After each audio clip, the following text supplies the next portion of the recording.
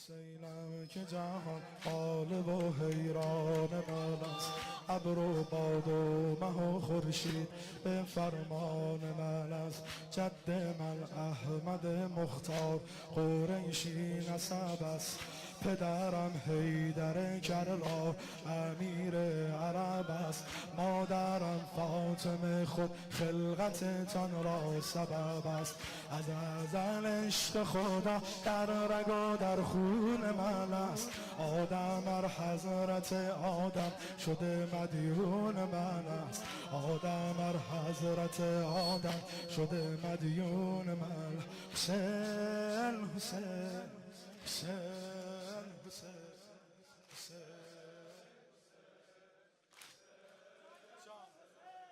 حسین بکش حسین حسین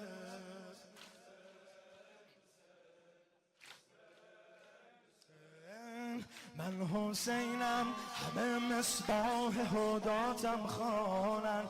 انبیا ناجی و کشتی نجاتم خوانند.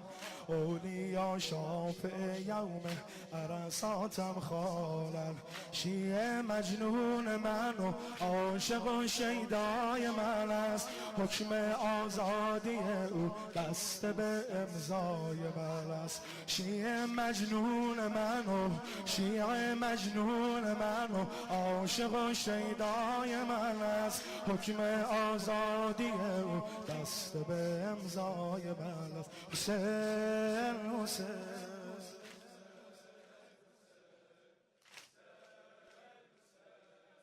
بوی گلهای بهاری همه از بوی من است.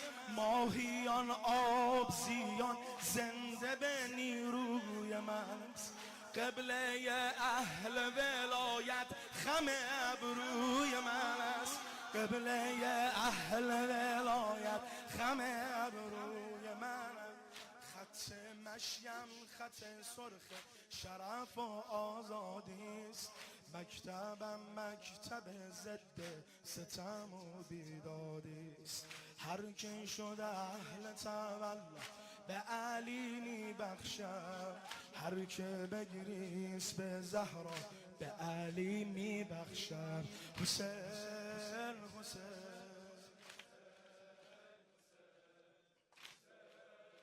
جان جان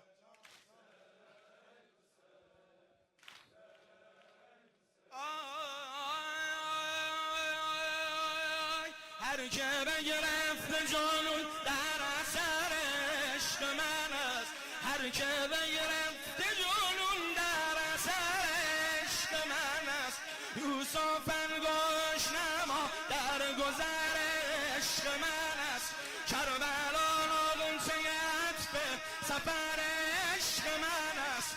قلب من مرکز پاکیزه ترین احساس است.